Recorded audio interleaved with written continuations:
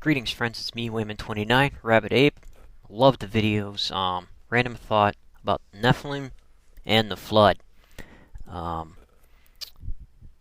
again, I believe that New Testament theology is influencing the way we look at Old Testament literature and Jewish literature, because clearly the literature again says otherwise. That this view that God did everything perfect and knew everything ahead of time is not consistent in Old Testament literature as we would like to think it should be today.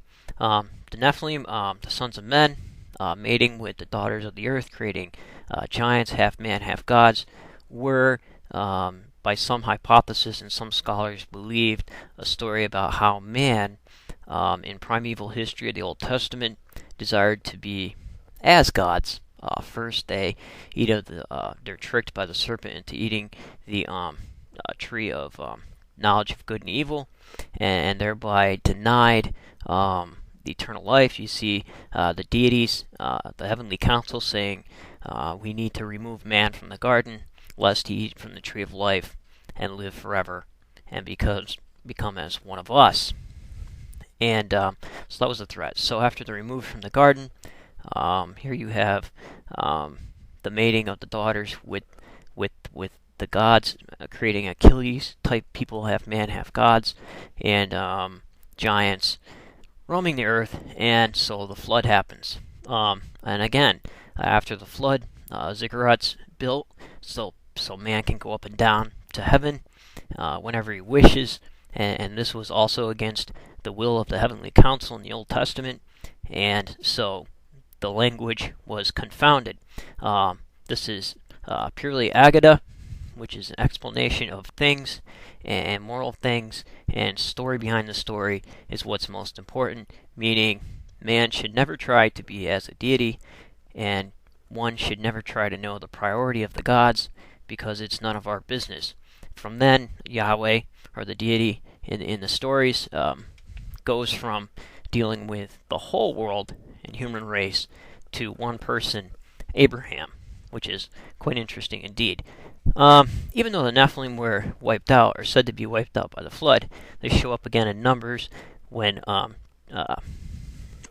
Joshua and Caleb come back and talk about the giants they seen. Also, there's some allusions to Goliath being one of these and his brothers. There's two conflicting texts on who exactly killed Goliath in Samuel. You can check that out, but it's great stories. People have often wondered about this, including in extra Jewish literature.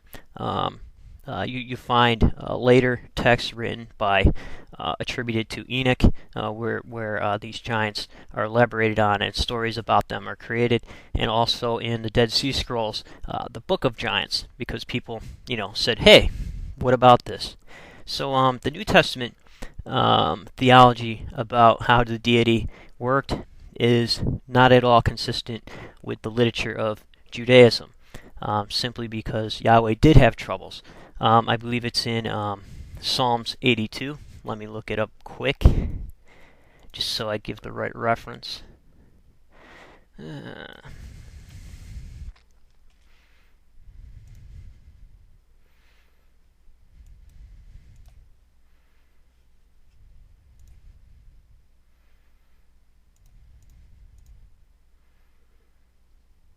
Yes, Psalms 82, where you see Yahweh stepping in as El, the head of the heavenly council, chastising the gods and threatening to make them mortals if they continue their atrocities on mankind. So not everything was all honky-dory as New Testament theology would have people to believe, and clearly we need to take off the glasses of New Testament modern-day theology when reading Jewish literature, and I think that we need to read more Jewish literature to understand the writing styles and the way that it was formatted. So take care, friends, and remember, if everyone's thinking alike, then somebody isn't thinking.